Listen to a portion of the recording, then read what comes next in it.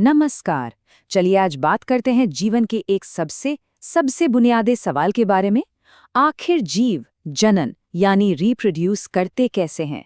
मतलब ये वो प्रोसेस है जो लाइफ को एक जनरेशन से दूसरी जनरेशन तक लेकर जाती है।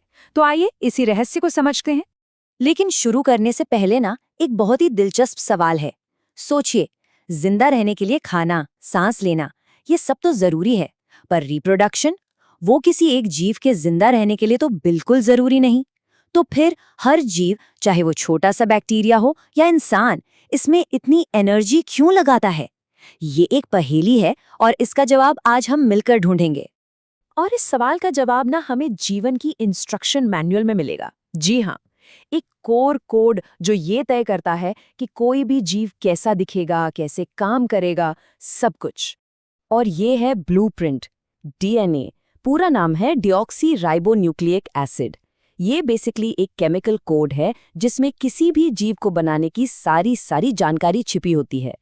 तो अगर हम बिल्कुल बेसिक लेवल पर देखें तो रिप्रोडक्शन और कुछ नहीं, बस इसी ब्लूप्रिंट की एक कॉपी बनाने का प्रोसेस है। तो चलिए अपने पहले सवाल पर वापस चलते हैं। याद है कि रिप्रोडक्शन क्यों जरूरी है? और इसका जवाब बड़ा मजेदार है। ये किसी एक जीव के जिंदा रहने के लिए नहीं है, बिल्कुल नहीं। ये पूरी की पूरी स्पीशीज को जिंदा रखने के लिए जरूरी है। एक अकेला जीव तो बिना रिप्रोड्यूस किए अपनी पूरी जिंदगी जी सकता है, लेकिन उसकी स्पीशीज वो आगे नहीं बढ़ पाएगी। अच्छा, तो ये तो समझ आ गया कि लाइफ डीएनए को कॉपी करती है, पर क्या ये कॉपी हमेशा, मतलब बिल्कुल 100% परफेक्ट होती है? और जवाब है नहीं, बिल्कुल नहीं। देखिए, कोई भी बायोकेमिकल प्रोसेस 100% परफेक्ट नहीं होता। तो डीएनए कॉपी करते वक्त ना छोटी मोटी गलतियां हो ही जाती हैं। इन्हीं गलतियों से पैदा होती है वेरिएशन, यानी विभिन्नता।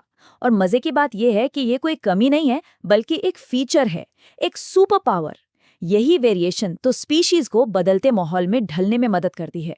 सोचिए, अगर सबके सब बिल्कुल एक जैसे होते तो कोई एक बीमारी या बड़ा बदलाव पूरी स्पीशीज को ही खत्म कर सकता था। तो अब सवाल ये है कि लाइफ इस ब्लूप्रिंट को कॉपी करती कैसे है? इसके तरीके क्या हैं?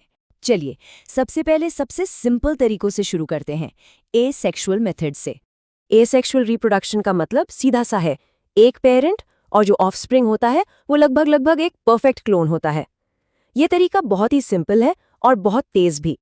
इसका एक कमाल का एग्जाम्पल है प्लेनारिया में रीजेनरेशन। जरा सोचिए, अगर एक प्लेनारिया को कई टुकड़ों में काट दिया जाए तो हर एक टुकड़ा, जी हाँ, हर एक टुकड़ा एक पूरे नए जीव में बदल जाता है ना? बिल्कुल कमाल की बात। और भी बहुत सारे तरीके हैं नेचर में, जैसे अमीबा में फिजन होता है, मतलब एक सेल बस 2 में टूट जाता है। या फिर हाइड्रा में बडिंग, जहां शरीर पर एक छोटा सा बड, एक उभार सा निकलता है और वो एक नए जीव में डेवलप हो जाता है। और राइजोपस जैसे फंगाई में स्पोर फॉर्मेशन होता है, छोटे छोटे स्पोर्स हवा में फैलकर नए जीव बना देते हैं। पर फिर लाइफ ने कुछ बिल्कुल नया किया, एक ऐसा तरीका निकाला जो पहले वाले से कहीं ज्यादा कॉम्प्लिकेटेड था, एक तरह की क्रांति जिसे हम कहते हैं सेक्सुअल रिप्रोडक्शन। अब यहाँ एक और सवाल खड़ा हो जाता है, भाई अगर एसेक्सुअल रिप्रोडक्शन इतना सिंपल और एफिशिएंट था तो इस नए और इतने कॉम्प्लेक्स तरीके की जरूरत ही क्या थी? जवाब एकदम सीधा है, ज्यादा वेरिएशन, और वो भी बहुत तेजी से बनाने के लिए। देखिए, एसेक्सुअल रिप्रोडक्शन में वेरिएशन बहुत धीरे धीरे, बस उन कॉपिंग एरर्स से आती है। लेकिन सेक्सुअल रिप्रोडक्शन, वो तो जानबूझकर जेनेटिक मटेरियल को मिक्स एंड मैच करता है। इससे हर जनरेशन में नए कॉम्बिनेशंस बनते हैं। लेकिन इस मिक्सिंग से एक बहुत बड़ी टेक्निकल प्रॉब्लम खड़ी हो गई। सोचिए जरा, अगर पेरेंट 1 का पूरा डीएनए और पेरेंट 2 का पूरा डीएनए आपस में मिल जाए तो ऑफस्प्रिंग में तो डीएनए डबल हो जाएगा, और ये सेल के लिए एक डिजास्टर से कम नहीं होता। तो नेचर ने इसका एक बहुत ही ब्रिलियंट सॉल्यूशन निकाला, गैमीट्स। ये स्पेशल रिप्रोडक्टिव सेल्स होते हैं, जैसे स्पर्म और एग सेल्स, और इनकी खास बात यह है कि इनमें डीएनए की मात्रा ठीक आधी, हाफ होती है। और बस प्रॉब्लम सॉल्व्ड। पेरेंट 1 से आधा डीएनए प्लस पेरेंट 2 से आधा डीएनए मिलकर ऑफस्प्रिंग में डीएनए का एक पूरा सेट बना देते हैं, बिल्कुल परफेक्ट। तो ठीक है, थ्योरी तो समझ आ गई। अब चलिए देखते हैं कि ये कॉम्प्लेक्स स्ट्रैटेजी असल में प्लांट्स में और ह्यूमंस में काम कैसे करती है। ये जो फूल हम देखते हैं ना, ये असल में प्लांट्स में सेक्सुअल रिप्रोडक्शन के लिए एक बहुत ही सफिस्टिकेटेड स्ट्रक्चर है। इसी के अंदर मेल पार्ट्स, जिन्हें स्टेमन कहते हैं, और फीमेल पार्ट्स, जिन्हें पिस्टल कहते हैं, मौजूद होते हैं। और फिर होता है पॉलिनेशन, यानी पॉलन ग्रेन्स का मेल पार्ट से निकलकर फीमेल पार्ट तक का सफर। और जब एक पॉलन ग्रेन एग सेल को सक्सेसफुली फर्टिलाइज कर देता है तो बनता है एक बीज, और उसी बीज के अंदर एक नए पौधे की पूरी जिंदगी छिपी होती है। अब अगर इंसानों की बात करें तो यहाँ रिप्रोडक्शन के लिए बॉडी को तैयार करने का प्रोसेस काफी लंबा और ग्रेजुअल होता है। इसे प्यूबर्टी कहते हैं। इस टाइम पर बॉडी की नॉर्मल ग्रोथ थोड़ी धीमी हो जाती है और सारी एनर्जी रिप्रोडक्टिव टिश्यूज को मैच्योर करने में लग जाती है, और इसी वजह से इतने सारे फिजिकल चेंजेस भी आते हैं। और इसी मैचुरेशन के एंड में मेल और फीमेल बॉडीज में highly specialised reproductive systems develop हो जाते हैं। ये बहुत ही कॉम्प्लेक्स ऑर्गन्स होते हैं जो सेक्सुअल रिप्रोडक्शन के प्रोसेस को मुमकिन बनाते हैं।